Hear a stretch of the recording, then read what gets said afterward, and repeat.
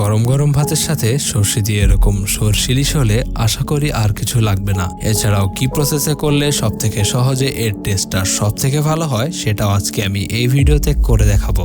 By the way, আপনারা দেখছেন spicy kitchen, আর আজকে আমাদের রেসিপি সর্ষে ইলিশ।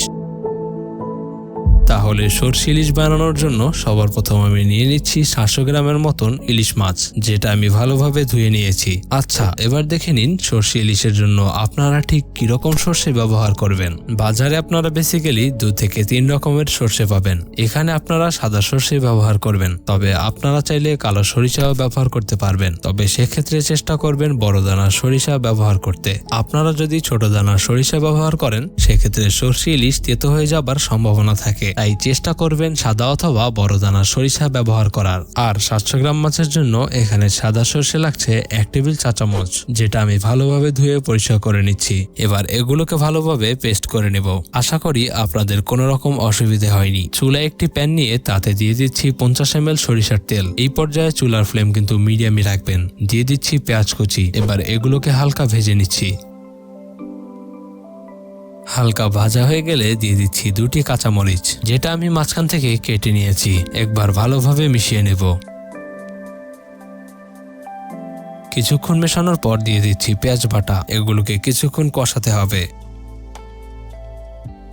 তারপর দিয়ে দিচ্ছি সরিষার পেস্টগুলোকে। তবে এখানে সব মশলা আলাদা আলাদা করে কেন দিচ্ছি আপনারা মনে রাখবেন। সর্ষে ইলিশের আসল স্বাদ আনতে কিন্তু এভাবে একটি একটি করে মশলা দিতে হবে আর কষাতে হবে, এবং চুলার আঁচ কিন্তু অবশ্যই মিডিয়াম রাখবেন। আশা করি আপনারা নিশ্চয়ই বুঝতে পারছেন প্রসেসগুলোকে। যখন দেখবেন এই উপকরণগুলো থেকে খুব সুন্দর সর্ষের গন্ধ বের হয়েছে, তখনই দিয়ে দিচ্ছি হলুদের গুঁড়া ও মরিচের গুঁড়া 1 চা চামচ করে।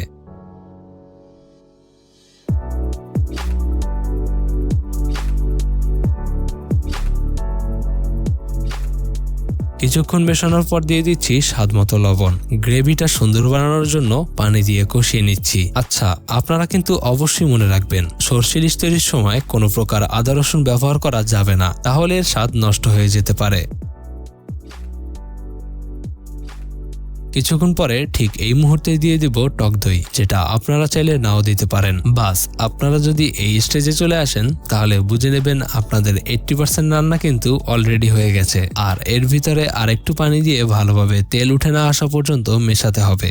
আপনারা দেখতেই পারছেন গ্রেভিটা কতটা সুন্দর হয়েছে। এই পর্যায়ে একে একে সবগুলো মাছ দিয়ে দেব।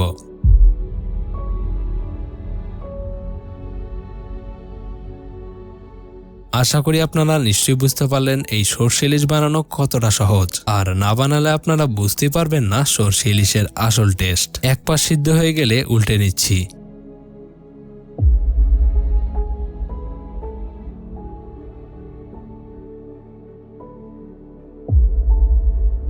এবার উপরে তেল চলে আসলে মাছগুলোকে উল্টে নিতে হবে। তবে মনে রাখবেন মাছগুলোকে কিন্তু সাবধানে উল্টাতে হবে, তা না হলে ভেঙে যাবার সম্ভাবনা থাকে। এবার শেষবারের মতো মাছটি সিদ্ধ হবার জন্য দিয়ে দিচ্ছি পরিমাণ মতো পানি। এরপর আর নাড়াতে হবে না। তবে কখন বুঝবেন যে সর্ষে ইলিশ পারফেক্ট ভাবে তৈরি হয়ে গেছে সেটা আপনাদের অবশ্যই জানাবো। কিছুক্ষণ পর যখন দেখবেন ঠিক এরকম সুন্দর তেল বের হয়েছে, তখনই বুঝবেন সর্ষে ইলিশ তৈরি। বাস, আর কুক করতে হবে না। গরম গরম ভাতের সাথে খাওয়ার জন্য পারফেক্ট ভাবে তৈরি। আশা করি এবার থেকে আর সর্ষে ইলিশ বানানোর সময় কোনো রকমের অসুবিধা হবে না। আর আপনারা নিশ্চয়ই দেখতে পেলেন এই রেসিপিটা বানানো কতটা সহজ এবং দেখতে কতটা সুন্দর। আশা করি এই রেসিপিটা আপনাদের নিশ্চয়ই ভালো লেগেছে। ভালো লাগলে প্রতিবারের মতো আমাকে কমেন্ট করে জানাতে ভুলবেন না। আর নতুন রেসিপি পেতে চ্যানেলটিকে অবশ্যই সাবস্ক্রাইব করবেন। বাই দ্য ওয়ে, আপনারা দেখছিলেন স্পাইসি কিচেন। তো দেখা হচ্ছে আপনাদের সাথে আরেকটা নতুন রেসিপি নিয়ে নেক্সট এপিসোডে। তো ততক্ষণের জন্য ভালো থাকবেন, সুস্থ থাকবেন। Good bye.